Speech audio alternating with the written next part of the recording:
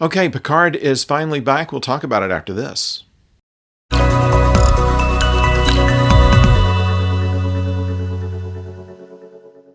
Hello out there, I'm the oldest nerd, and episode 1 of season 2 of Star Trek Picard is about where everybody has gone to in the year since we last saw them. Now, in reality, seems like it's been 2 years since we've seen Picard, but in their universe time, it's been a year, and we find that Picard has been reinstated into Starfleet. He is the Chancellor of Starfleet Academy in San Francisco.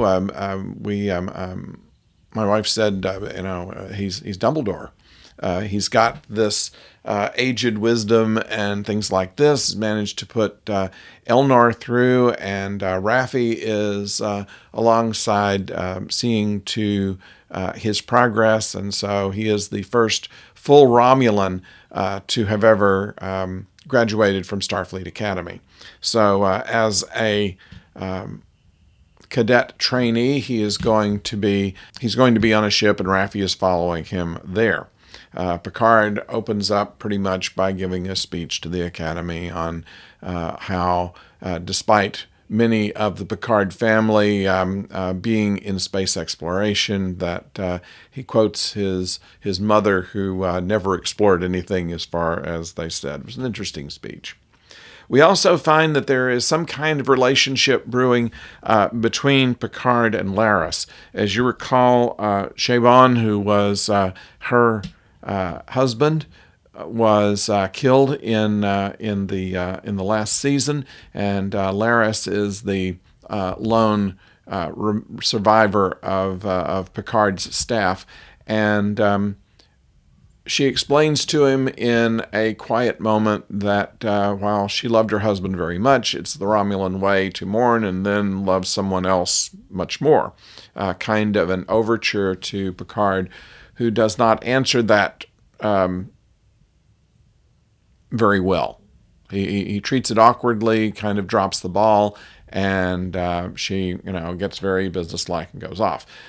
We probably will see more development in this, because I think this season has to do with the road not taken. This is something that we saw in the previews with Q talking about this is the end of the road not taken. So we're going to see a kind of a what-if story on a number of levels.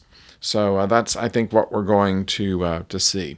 Had a very action-packed opening, which was a preview of something that happens later in the episode, and then we're brought back to Chateau Picard, where they're at the end of the grape season and bottling wine and digitally labeling it and all that kind of stuff. It's interesting, good special effects.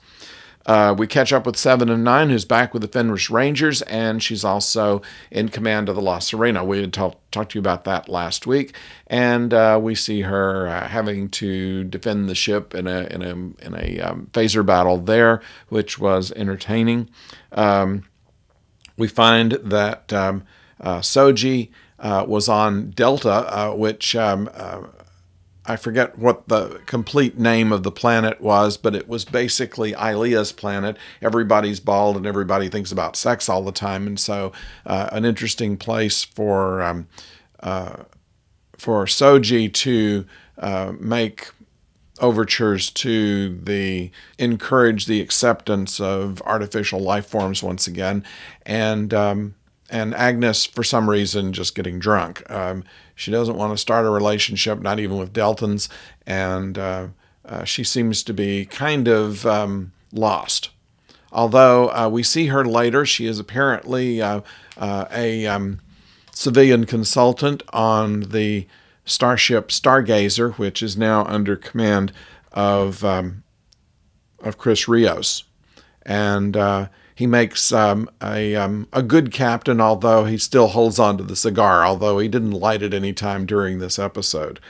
We like the looks of this new StarGazer. Picard, upon going aboard it, talks about his original StarGazer and how while this is a completely different ship, still has the same spirit of it. And so he feels like he's gone full circle from starting his Starfleet career on the StarGazer to ending it on the StarGazer. We won't talk about what got him there, because that's part of the plot of the episode. But once again, it is something that is not, it's an anomaly that happens, that captures the attention of Starfleet, which captures the need for bringing Picard into the mix.